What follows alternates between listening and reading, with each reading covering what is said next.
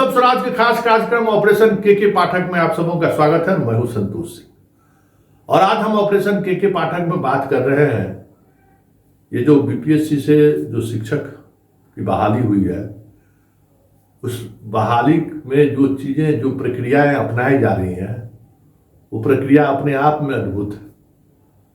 वाकई में कल इस पर बड़ी लंबी चर्चा हुई है, विभाग भी इस पर मंथन कर रही है। पहली ऐसी बहाली है वो भी बीपीएससी से, और अतुल बाबू ये कहने में एकदम हम संवैधानिक संस्थान है, अध्यक्ष जो है सो संवैधानिक पद है, तो संवैधानिक संस्थान का काम यही है कि औपबंधिक नियुक्ति पत्र देना। आज तक तो कभी ऐसा नहीं हुआ है। बीपीएससी और यूपीएससी सरकार आपको कह दी परीक्षा लेने के लिए, आप परीक्षा ले लीजिए, ठीक है, लेकिन संवैधानिक पद पर बैठे हुए आदमी को संवैधानिक दायित्व जो है उसका निर्वहन अगर आप मुख्यमंत्री आवास के फोन पर करिएगा तो सवाल उठेगा कि नहीं? धमकी देते हैं कि केस कर देंगे, कर दीजिए केस।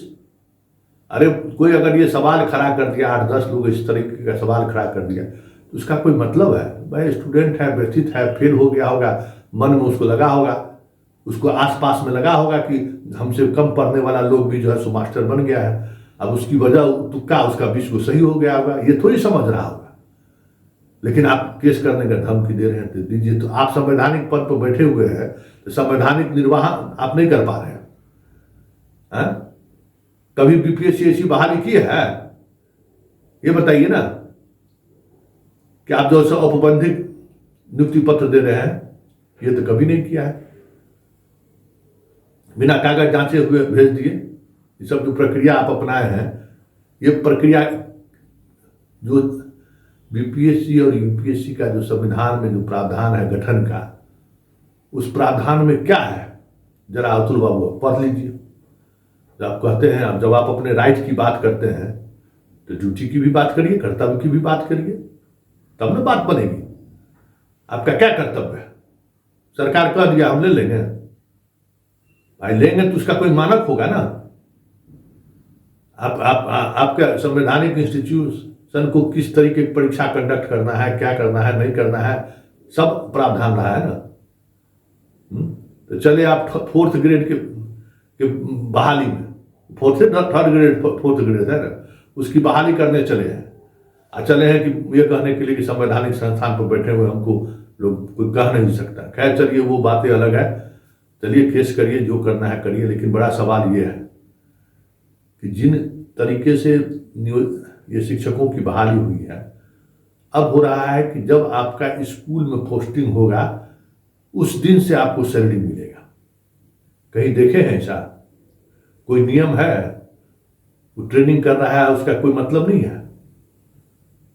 आप उसका सब दुर्गा पूजा, दीपावली, छठ, खैर पर्व सब ले लिए तो अलग बात है, उससे कोई बहस नहीं है। लेकिन आप ट्रेनिंग करवा रहे हैं, स्कूलों में भेज रहे हैं, लेकिन उसको सैलरी दीजिएगा जब जिस स्कूल में उसकी पोस्टिंग होगी उसके बाद।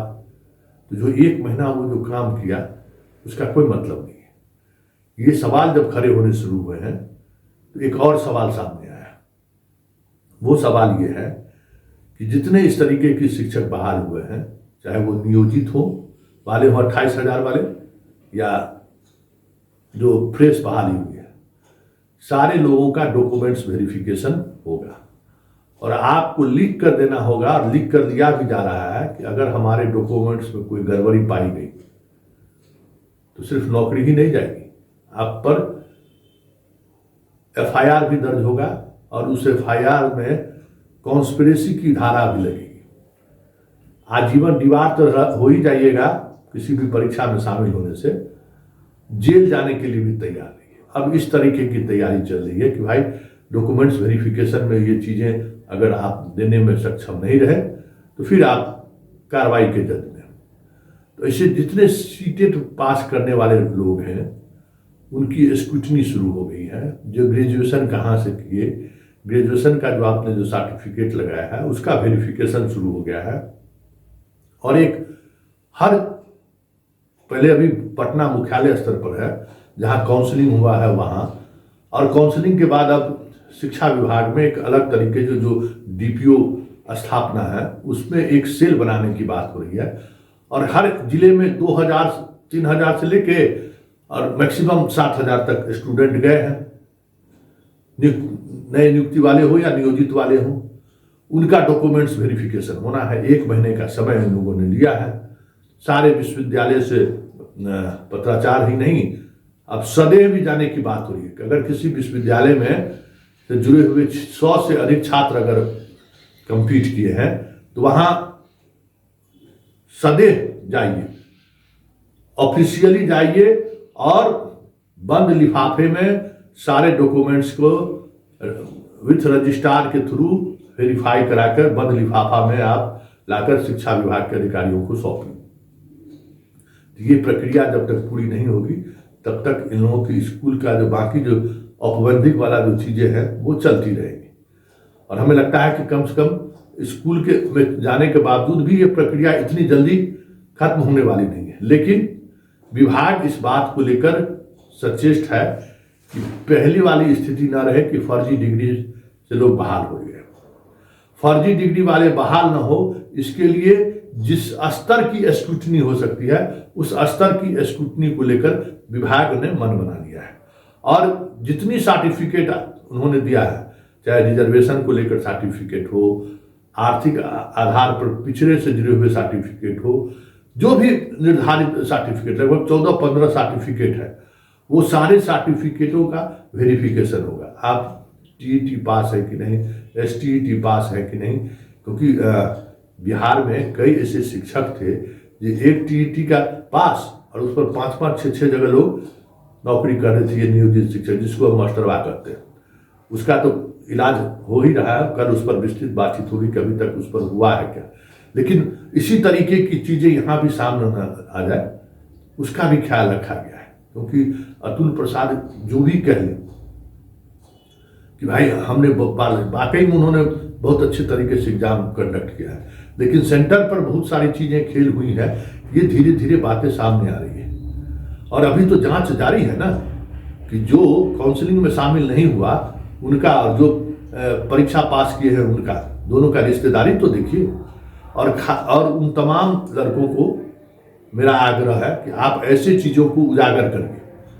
आप जिला में हैं, आपको मालूम है कि भाई कौन लोग ऐसे हैं जो साथ बैठे और अपने परिवार के लोगों को या फिर जो सॉल्वर गैंग है वो पास करा दिया और काउंसलिंग में शामिल नहीं हुआ। ऐसे लोगों पर आप लोग, क्योंकि आप लोग उस परीक्षा में शामिल हुए हैं, आप जिस सेंटर पर आपका परीक्षा हुआ होगा वो भी आपकी जानकारी में होगा, तो ऐसे लोगों को चिन्हित कीजिए और अतुल प्रसाद जी के पास भेजिए। आप जो जानकारी आपके पास में हम लोगों के पास भेजिए, क्योंकि भ्रष्टाचार मुक्त परीक्षा हुआ हो ये हम लोगों की पहली प्राथमिकता है। कदाचार मुक्त परीक्षा हो ये पहली प्राथमिकता है। और इसके लिए सब लोग लड़ाई लड़ रहे हैं और उसमें जाति पाति भाई भतीजावाद मत देखिए। आपको जो कुछ भी इंफॉर्मेशन है वो इंफॉर्मेशन जरूर शेयर करिए कि वो चीजें सामने आनी चाहिए कि जितने लोग काउंसलिंग में शामिल नहीं हुए हैं, क्या उसके आमने सामने वाले अगल बगल वाले तो कंप्लीट नहीं किए हैं और कंप्लीट होने के बाद ये काउंसलिंग से बाहर तो नहीं हो गया है, और उसका क्या बैकग्राउंड, वो पहले से तो नौकरी में नहीं है। ये सारी चीजें एक्सपोज, क्योंकि कितने स्तर पर बीपीएससी जांच करेगी, इसलिए हमारी आपकी भी जिम्मेवारी है कि ऐसे लोगों को चिन्हित कीजिए और जो भी फर्जी बहाल हुए हैं इस तरीके से उनको एक्सपोज कीजिए कि इस तरीके से वो बहाल हुए हैं। पब्लिक डोमेन में ये चीजें आनी चाहिए।